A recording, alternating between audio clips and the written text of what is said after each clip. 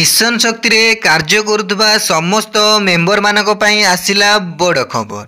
Mission शक्ति member माने आंदोलन करी आसुथिले फिक्स दरमा पई। देखंतु फिक्स दरमा केबे हेबो एवं सरकार कौन निष्पत्ति नेले आज वीडियो रे जानिबा पूर्व मिशन शक्ति प्रत्येक अपडेट पाया पई चाहूतिले आम चैनल को एबे ही सब्सक्राइब करी नोटिफिकेशन ऑन कर देन नुआ अपडेट पाया पई।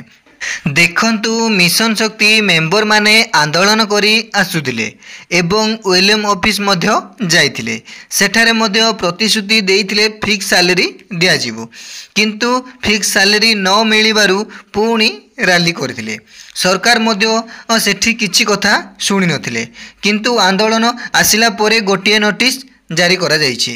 देखंतु कोन रहिछि नोटिस रे टू द प्रेसिडेंट एवं सेक्रेटरी ऑल ओडिशा जीपीएल कर्मी संघ इन 30टा डिस्ट्रिक्ट एवं 314 ब्लॉक ऑफ ओडिशा।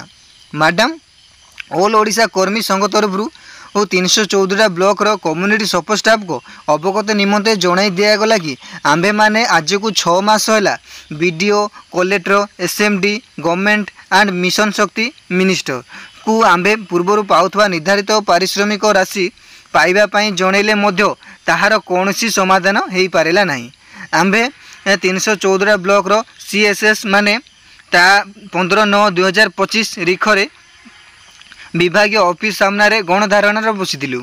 एसएमडी को आलोचना पर आंबे सीएसएस माने पुणी इन्स्टिट्यूट प्रोफेशनल बोनस नेबापी लिखित देइथिलु किंतु दुखर और परितापर विषय यही कि जे एक सप्ताह बीती जाइथिले मध्य विभागीय ऑफिस तरफ आंबर कौन सी निर्धारित पारिश्रमिक राशि संबंधी चिट्ठी न आसबारू ऑल ओडिशा जीपीएल कर्मी संघ यही निष्पत्ति नेला कि आसंता 22/9/2025 रिख ठारू जीपीएल प्रो समस्त कार्य बंद करी यार स्थायी समाधान न हेला पर्यंत बीडीओ को कार्यालय सम्मुखें गणधारण सहित ब्लॉक रो ओएलएम ऑफिस ताला पकाई बंद करा जिवो पाई संघ निष्पत्ति ग्रहण कला। देखंतु एमिति लेटर करा जायछि सरकार को सरकार कौन निष्पत्ति नौछि नेक्स्ट वीडियो जानिबा। आपण माने एमिति मिशन शक्ति प्रत्येक अपडेट पाया पई चाहूतिले आम चैनल को सब्सक्राइब करी एबे ही नोटिफिकेशन ऑन कर दे नुआ अपडेट पाया पई।